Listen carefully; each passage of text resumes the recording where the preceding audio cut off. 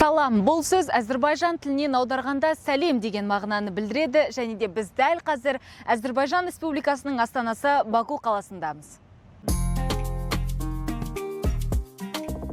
Әзірбайжан түркі тілдес елдер ынтымақтастығы ұйымының белді мүшелерінің бірі.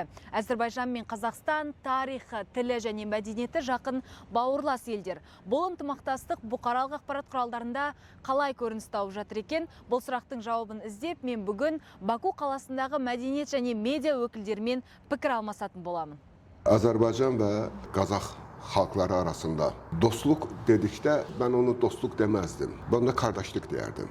Qazaxların öz kültürü, Qırğızın öz kültürü, Azərbaycanın öz kültürü, Anadolu türklərinin öz kültürü var deməli, özbəklərin öz kültürü var. Biz o kültürləri korumaqla, Qazaxın etnik kültürünü, Azərbaycanın etnik kültürünü korumaqla biz o yaxınlaşmanı tərəfindəyik. Düzdür, Qazaxstanla Azərbaycan arasında şimdi ekonomik baxımdan, politika baxımdan çox böyük ilişkilərimiz var.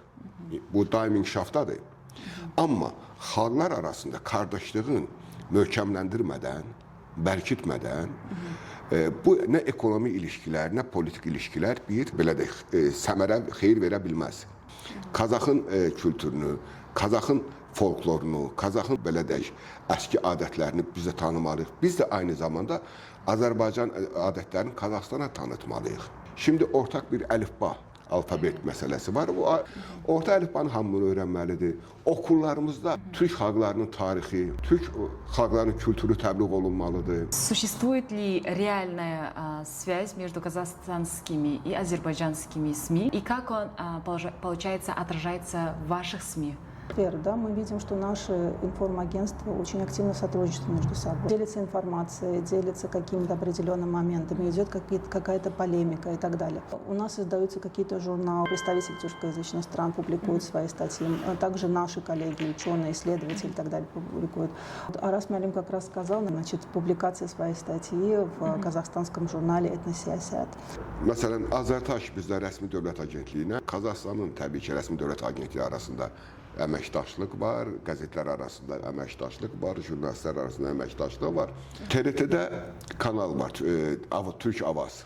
Türk xalqlarının kültürünü, mədəniyyətini təbliğ eləmək üçün. Amma mənə elə gəlir ki, elə bir vaxt gəlib çatıb ki, ortaq televizyonu olmalıdır. Bir televizyon, məsələn, Turan TV. Bu televizyon dəxli yoxdur. Qazaxça, həm Qazax dilini, Azərbaycan dilini, Qırğız dilində də verişləri olsun. Yavaş-yavaş insanların kulaqları o deməli tillərə öyrənsin, anlasın. Bunu eləmək lazımdır. Məsələn, biz onu çox istərdik ki, elə bir şey olsun. Bu tarixlə bağlı bizim etnoqraflarımızın, sizin etnoqraflarınızın deməli səfərləri ola bilər. Birgə arxeoloji qazıntılar ola bilər məsələn. Və yaxud birgə tutaq ki, Qazax eposlarının, Azərbaycan eposlarının öyrənilməsi, ortaq yerin tapılması, Toçki Saprakasına Veniya. Bunlar vacibdir bizim üçün. Türk Akademisi var Astanada. O akademi məsələn bu işdə çox böyük yardımcı edilməlidir. Amma maalesef, təəssüf ki, onun işi o qədər də aktiv deyil. Bir də formaldır. Ирина ханым, Арас мырза, уақыт бөліп, өздеріңіздің түркі тілдес елдер ынтымақтастығының осы бұқаралық ақпарат құралдарында қалай көрініс тауып жатыр? Қазақстан мен Әзірбайжанның аралығындағы достықты біз болашақта қалай көреміз? Сол туралы өз ойларыңызды білдіргендеріңізге, ыстық лебіздеріңізді білдіргендеріңізге, саяси ойларыңызбен бөліскендеріңізге көп алғыс білдіреміз. Алдағы уақытта біз де ойлаймыз, Тұран бірлігі одан әрі жалғасын таба береді, және біз де әлем аренасында сонда ең мықты uyumdардың bir bolamız деген ойдамыз. Burada sizin eviniz, burada sizin məmləkətiniz.